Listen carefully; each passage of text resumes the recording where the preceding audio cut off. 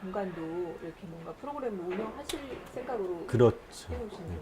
그러니까 이 공간의 특성은 뭐냐면 위에는 저희가 회의도 할 수 있지만 세대 분류를 했어요. 아. 밑에는 경로당. 경로당 역할 노인분들이 쓰는 거고 위에는 엄마들과 아이들. 왜 그러냐면 이게 수평적으로 가버리면 한 세대가 다 점유를 해버리는 경우가 많아요. 그러니까 예를 들어서 노인분들이 점유해버리면 아이들이 들어오기 또 젊은 엄마 아빠가 들어오기가 상당히 어려운 경로석 같이. 그렇게 되죠. 그래서 자연스럽게 저희가 여기를 했던 거는 세대 분배를 한 거죠. 가장 물어보고 싶었던 게 대화동에서 이 붕대 프로젝트가 굳이 특히 진행되어야 했던 이유가 있을 것 같아요. 대화동 이곳에서. 대화동 네, 이곳에서. 이곳에서. 자, 보시는 바와 같이 이쪽은 거의 주변이 다 폐가예요. 공간화. 그렇지 않습니까? 이제 그 도시계획적으로 어떤 도시 재개발 재건축을 한다라고 했을 때 일정 규모의 면적이 필요해요. 그러니까 면적이 필요하다는 얘기는 뭐냐면 사업성이 나와야 되는 그 정도의 민간에서 보면 사업 면적이 필요한데 이 지역은 그렇게까지 사업 면적이 넓지는 않습니다. 그러다 보니까 민간에서 재개발이나 재건축에 손을 대는 게 상당히 좀 어려웠죠. 그러다 보니까 이 일대 이런 식으로 공가나 폐가가 그냥 방치된 상황이었습니다. 그러다 보니까 주민들이 더욱 이 지역을 더 꺼렸고 찾아오는 거를. 그리고 어떻게 보면 대화동의 이미지를 실추시키는데 가장 근본적인 어떤 그 지역의 핵심 지역이 돼버린 거였어요. 그러다 보니까 저희가 이거를 개선을 해야만 이 지역이 재개발, 재건축 언젠가는 되겠죠. 언젠가는 되겠지만 뭐 국가의 경제 아니면 시장 경제가 좋아질 때까지 기다려서 그때 가서 해야지만 문제는 주민들이 그 기다리는 동안까지는 그래도 여기서 만족할 수 있는 그런 주거 문화가 이루어져야 되지 않냐. 그래서 여기를 선택한 겁니다.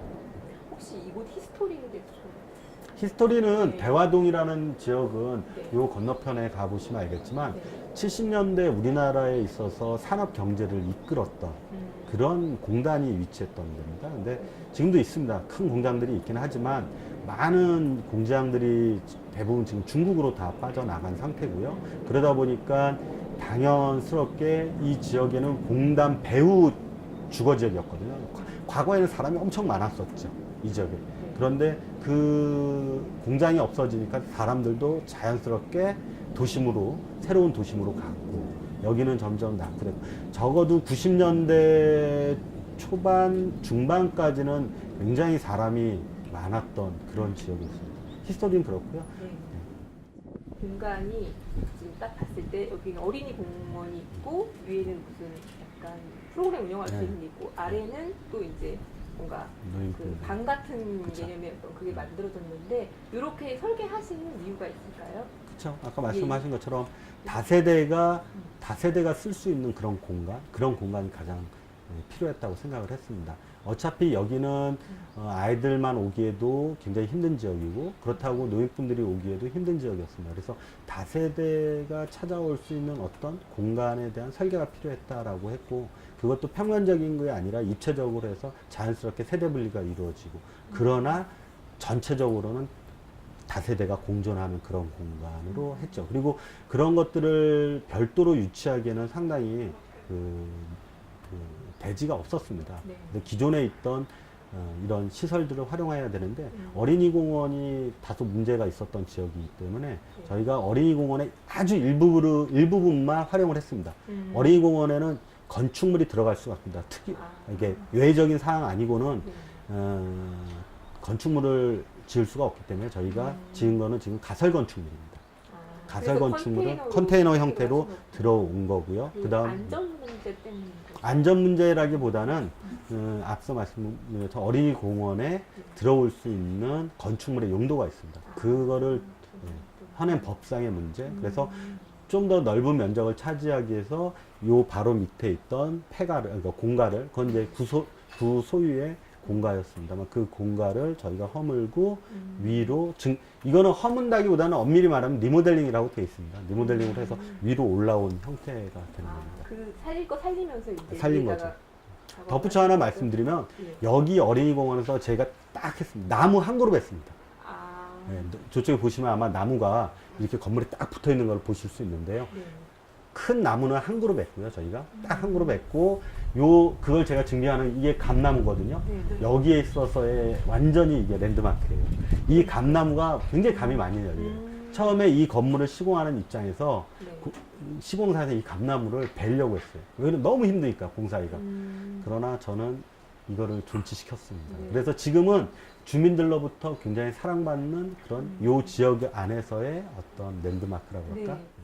이게 이제 세티드 그 디자인이라고 해서 설계되셨는데 배웠는데 세티드 디자인도 이제 여러 가지가 있잖아요. 근데 이곳에 이제 신경 써서 했던 그 컨셉 같은 게 있으시다면 어떤 그러니까 이 공간을 설계할 때는 저희가 사람들이 자연스럽게 찾아오게끔 만들기 위해서는 안전한 공간으로 만들어야 된다라고 생각을 했죠. 그래서 물론 이제 저기에 보면 기계적인 걸 빌려서 저희가 안심벨이라든가 금연벨 같은 것도 있고 CCTV도 굉장히 많이 달아놨습니다. 그러나 근본적으로 세테드 5대 원리를 충실히 적용을 했습니다. 그래서 자연적 감시라든가 영역성 확보라든가 유지관리 부분은 저희가 다른 조직과 함께 해서 분기별로 한 번씩 청소도 하고 있고요. 그 다음에 활용성 증대 측면에서는 앞서 말씀드린 거죠. 다세대가 활용할 수 있도록 하고 있습니다. 그래서 그런 것도 있고 또 하나 제가 조금 자랑 아닌 자랑을 드린다면 여기는 다 자연스럽게 세테드만이 한 게 아니고요. 유니버셜 디자인을 적용시킨 겁니다. 그래서 노인분들이 자연스럽게 오려면 과거에는 여기가 울퉁불퉁한 돌멩이로 다 있었어요. 근데 그 돌멩이를 저희가 제거하고 보시면 아시겠지만 아주 휠체어를 탄 사람도 자연스럽게 올 수 있도록 그것도 그거는 유니버셜 디자인을 접목했다라고 생각하시면 됩니다. 그 다음에 여기 내려오는 저기 손잡이라든가 노인분들이 자연스럽게 잡고 내려올 수 있도록까지 배려를 한 겁니다. 이걸 혹시 프로젝트 진행하시면서 혹시 벤치마킹 했거나 아니면 이제 해외 그런 사례 같은 게 있으시다면 해외는 그 브라질에 저희가 지혜등대라고 있습니다. 그 꾸리지바에 있는데 그거를 그 등대는 어떤 거냐면 쇠퇴한 지역에 정말 등대입니다. 등대 형태를 갖춰서 위에 올라가서 지역이 안전한지를 일종의 막루 형태를 갖췄고요. 밑에는 아이들이 찾아올 수 있는 도서관의 형태를 갖췄습니다. 그래서 우리나라에도 아마 지혜등대라는 이름으로 들어와 있는 그런 도서관들이 많습니다. 그리고 저희는 그거보다는 현실적으로는 저기 관악구에 가면 도림천에 서울대 올라가는 곡입니다만 도림천에서 용나는 작은 도서관이라고 있습니다. 제 이름이 굉장히 재밌습니다. 도림천에서 용나는 작은 도서관이라고 거의를 저희가 좀 컨테이너 부분은 벤치마킹을 좀 했죠. 공간 활용에 있어서도. 막루 개념 얘기 나왔는데 여기가 바로 그런 그건 아니에요. 여기 이런 용도는 어떤? 이 용도는 이제 저희가 저 앞에 원경을 바라볼 수 있도록 경관 측면에서 어떤 이제 시점장이 되는 거죠, 여기가. 물론 말씀하신 대로 내다볼 수 있는 어떤 좋은 뷰포인트가 되겠습니다. 혹시 이 아까 세티드 디자인 중에 요거는 내가 정말 심혈을 기울였다 싶은 게 있으시다면? 심혈을 기울였다. 물론 다 심혈을 기울이셨겠지만 저희가 이 공간을 만들 때 되도록이면 오픈된 공간으로 가자는 게 저희 생각이었습니다. 보시다시피 투명한 유리를 통해서 자연적 감시도 만들지만은 되도록이면 이 공간에서 벽이 없이 사람들이 갑갑해하지 않는 그러한 공간을 만들려고 노력을 했죠. 또 이제 다른 지역과 사업지하고 또 다르게 또 이제 협업 같은 게 이쪽에서는 이제 사업 기획부터 전문가를 비롯해서 이제 주민이랑 경찰이 또 함께 했어요. 이 컨셉이 또 틀리다 보니까 그래서 이제 사업과는 다르게 경찰과의 협업 같은 게 어떤 방식으로 이루어졌는지 그리고 현재는 또 이렇게 어떻게 진행되고 있는지가 궁금하더라고요. 이 설계 단계서부터 저희가 참여했던 조직이 여러 개가 있습니다. 물론 이제 시민들도 참여했지만 이 사업 자체는 완벽한 시민 주도형 사업은 아닙니다. 빠른 시간 내에 추진하려고 하다 보니까 다소 관주도 형태는 있긴 했지만 저희가 서비스 디자인을 통해서 방법론을 통해서 주민들의 의견을 청취했고요. 그 다음에 경찰, 그 다음에 준법지원센터에 있는 분들이 직접 참여를 했습니다. 그래서 경찰관들과 같이 현장을 진단했고요. 그 다음에 설계할 때도 그분들이 의견을 제시했고 또 시공이 끝난 지금도 준법지원센터랑 경찰, CPO라고 있습니다. 네. 범죄예방진단팀이라고 하는데요. 그 대전에 있는 각 서의 범죄예방진단팀에 있는 분들이 네. 도움을 주셔서 저희가 매 분기마다 또 함께 청소를 하고 있기도 합니다. 그러니까 이게 끊임없이 여기를 왔다 갔다 방문하시면서 개선점들을 그래서, 같이 보완해 나가시는 거거든요. 그리고 아까 말씀하신 대전 준법센터에서 대학생이나 이제 사회 그 봉사 명령 대상자들이라 해가지고 벽화 그리는 게 있더라고요. 네, 있습니다. 이런 게 이제 취지도 좋고 또 이제 완성된 뭐 불다리 쪽 벽화 같은 거 보면은 그거는 제가 직접 보진 못하고 그 기사로 봤는데 되게 사진. 괜찮더라고요. 되게 분위기가 동네에도 곳곳에 좀 있긴 한데 조금 부족해서 아쉽긴 하더라고요. 그런 부분들이 있는데 그 선생님 생각은 어떠셨어요? 그러니까 저희가 여기 이제 BI를 도심으로 돌아온 등대라고 명명을 했습니다. 네. 뭐 설명을 하면 처음에 웬 주민들이 웬 우리 동네 어촌도 아닌데 웬 등대라는 얘기를 많이 했죠. 근데 이 등대가 갖는 의미는 사실은 등대는 일제강점기 때 만들어진 굉장히 어떻게 보면 가슴 아픈 시설이기도 합니다만 네. 이 등대는 어촌에 있어서 어떻게 보면 획이라는 그러니까 안전 배를 타고 고기를 잡으러 나갔던 어부들이 안전하게 들어오는 그런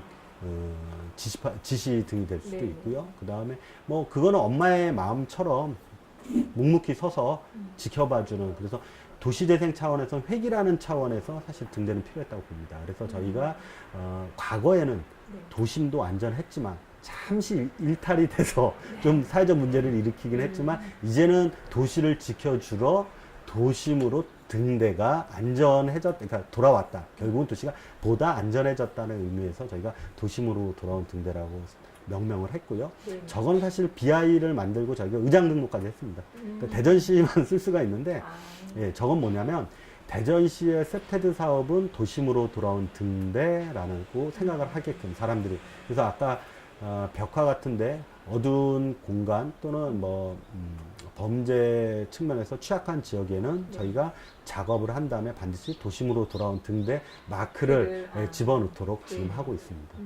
주민들의 어떤 반응은 어떤가요? 혹시 체감하시는 반응이 뭐 이게 뭐 범죄 예방 측면에서는 사실 섣부른 어떤 판단을 내기는 어렵습니다. 범죄라는 게 단 뭐 1년 안에 확 줄었다 이런 건 생각할 수 없지만요.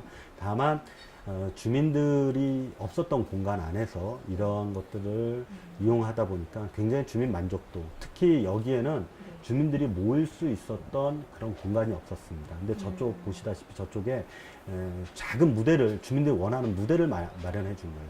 그 무대에 주민들이 굉장히 만족해하는 그런 것들. 그래서 뭐 주기적이라면 본인들이 원하는 작은 장기자랑도 마을 그런 자랑 뭐 이런 것도 하는 것 같습니다. 그 의견 같은 거는 이제 데이터를 받으실 때 네. 가장 원했던 게 혹시 어떤 거였나요? 모니터링 했을 때 주민들이 원했던 거는 네.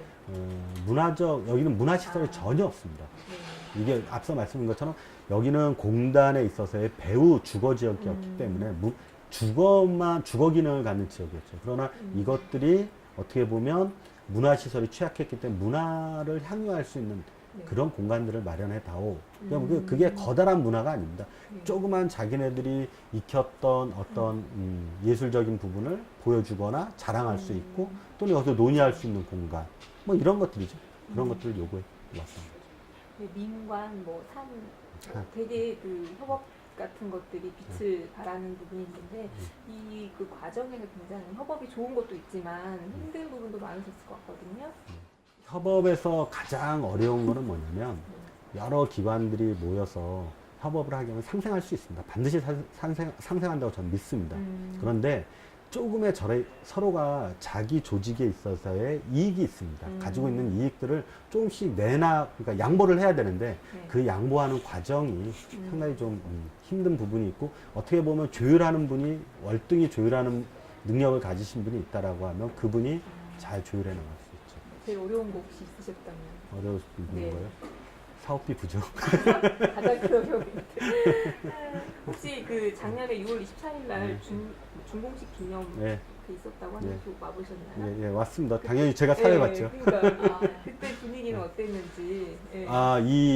여기 동장님 말씀을 들리자면 네네. 이 대화동 생긴 이래 네. 단일 행사에 1000명이 넘게 온 행사는 이게 유일했다고 합니다. 그리고 주민들이 많이 찾아왔고요. 또 옆에 살고 있는 주민들이 찾아왔고 자그마한 이제 저희도 그런 이벤트를 준비했습니다. 그 이벤트를 뭐 대단한 유명한 가수가 온 것도 아니지만 주민들이 왔고 또 하나는 그 푸드트럭을 운영하시는 분들이 한 10대가량 무료로 제공을 하셨습니다. 그래서 좀 이 자리를 빌려서 감사할 거라는 얘기를 해야 될 것 같은데 그분들이 무료로 푸드트럭을 10대나 가져오셔서 그런 뭐 환영의 잔치, 그냥 마을 잔치를 정말 한판 크게 벌였다고 생각합니다. 디자인 사업, 공공 공간의 어떤 사업이 끝나면 가장 큰 문제가 관리 문제가 유지 관리 나타나는 문제. 숙제로 근데 앞으로 이게 어떤 시스템이 좀 있었으면 좋겠다 하시는 게 있다면 그러니까 시설이 한번 만들어지면 결국은 사람들이 많은 이용을 하다면 결국은 감가상각비라는 게 발생할 거라고 저는 생각합니다. 시설에 납부되는, 그러니까 노후되는 부분이 있으면 그걸 즉시 해줘야 되는데 이 행정이라는 게 결국 문제가 생겼을 때 접근하는 그런 프로세스를 밟고 있기 때문에 가능하다라면 미리 사전에 이 관리 주체가 이제 구가 되기 때문에 구에서 그런 예산을 좀 잘 마련해야 되고 그건 또 사실은 정치가들이 좀 더 관심을 가져줘야 되는데 자, 그런 측면이 어려운 점이 아닌데 유지관리 측면에서 이곳을 거점으로 해서 이렇게 연계 사업들을 생각을 하고 계시더라고요. 크건 작건. 네, 이제 선생님 생각하시는 연계됐으면 하는 사업이 있다면. 예, 대전시에서 이거를 이제 모델로 삼고 있습니다. 그래서 세테드 모델 사업으로 삼고 있어서요. 네. 올해 저희 대전시에서 15억의 예산을 세웠습니다. 세테드 사업으로서 어떻게 보면 서울시보다 단일 사업으로 15억을 세우는 거는 굉장히 큰 예산입니다. 그래서 세 개 구에다가 이런 유사한 것들을 만들려고 하고 있습니다. 어린이 공원에 들어가는 경우도 있고요. 여하튼 그 안에는 도심으로 돌아온 등대가 반영될 겁니다. 그 진흥원이 있었기 때문에 좋았던 되게 도움이 되었던 부분이 진흥원이 있었기 때문에 네. 만약에 네. 중앙에서 직접 내려졌다, 중앙정부에서 직접 네. 내렸다면 다소 조금은 뭐라 그럴까, 글쎄요, 행정이라는 게 어떤 제도나 네. 법 안에서 움직이다 보면 상당히 좀 자유스럽게 움직일 수 있는 그런 부분이 없었을 거라고 생각해요. 근데 이제 진흥원이 들어오니까 조금은 여유가 좀 있었고 네. 또 같이 공감해줬고 같이 생각해줬고 그런 것들은 아마 진흥원의 장점이라고 할 수 있죠. 예를 들어서 컨설팅단 같은 뭐 도움을 좀 많이 받는 컨설팅단도 굉장히 도움을 줬다라고 생각하고 있고요. 저는 제가 몰랐던 거를 일깨워 주신 분도 있고 충분히 있다라고 보고 있습니다. 컨설팅단 같은 경우는 어떤 식으로 도움이 좀 많이 그러니까 되는지. 이제 분야가 여러 분야가 있기 때문에 저 같은 경우는 이제 도시계획을 담당하고 마을 만들기 쪽이다 보니까 제가 몰랐던 분야의 부분, 디자인적인 부분이라든가 네. 이런 색채라든가 이런 어떻게 보면 디테일한 부분을 지적해 주시는 그런 것도 굉장히 고마웠죠. 네. 그 되게 원론적인 거긴 한데 그 선생님이 생각하시는 공공 디자인이란 무엇인가요? 제가 생각하는 공공 디자인이라는 거는 이 사회에서 살고 있는 많은 사람들이 만족할 수 있는 어떤 디자인이라고 얘기하기는 어쩌면 모든 공공에서 만들고 있는 시설들이 한 어떤 세대라든가 아니면 한 계층에게 이용당하는 게 아니라 좀 굉장히 어려운 표현입니다만 저는 뭐 유니버셜 디자인도 그거의 하나라고 생각하는데 그러한 여러 세대가 만족할 수 있게 최적의 디자인을 뽑아낸 게 공공 디자인이 아닐까라고 생각하고 있습니다. 주민들의 삶의 질이 좀 올라갔다고 생각하시나요? 뭐 공공 디자인이 만약에 대본대로 간다라고 하면 네.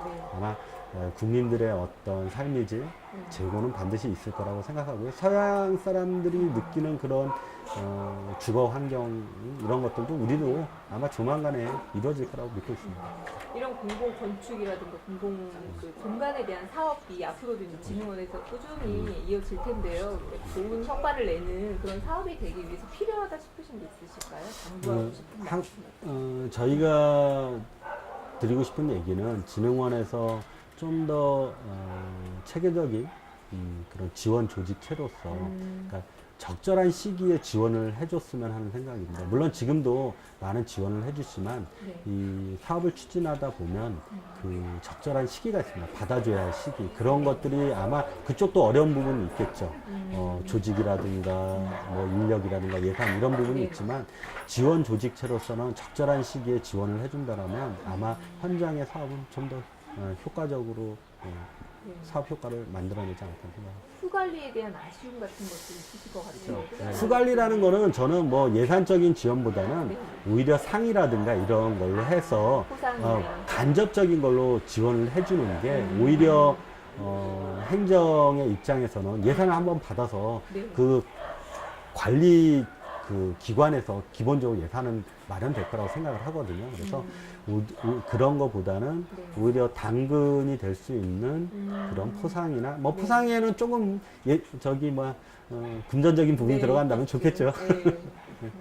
뭐 마지막으로 선생님께서 이 얘기는 좀 해보고 싶다, 하고 싶다 싶은 말씀. 제가 하고 싶은 거는 이제 지금 전국에 많은 어린이 공원들이 기능을 상실해 가고 있습니다. 그리고 그건 아마 저출산, 그 다음에 고령화의 기인해서 생기는 사회적 현상이라고 생각합니다. 근데 이 많은 어린이 공원들이 어떻게 보면 놀이터도 포함되고요. 그러한 시설들이 좀 더 활발하게 이용하게끔 우리가 이제는 리모델링 할 때가 아니냐. 그리고 그런 것들이 꽉 틀어막혀 있는 제도를 좀 고치고 사람들이 관심을 갖고 그러면 아마 어떠한 지역에서도 사람이 모여서 숨 쉴 수 있는 그리고 커뮤니케이션을 만들어가는 그런 공간으로서 아마 어린이 공원이 되지 않을까. 그래서 이거를 제도적으로 좀 바꾸고 싶은 생각, 그 다음에 지금처럼 도심으로 돌아오는데 대화 어린이 공원처럼 어떤 모델을 제시하고 싶은 생각. 그게 제 바람입니다. 네. 감사합니다. 됐습니까?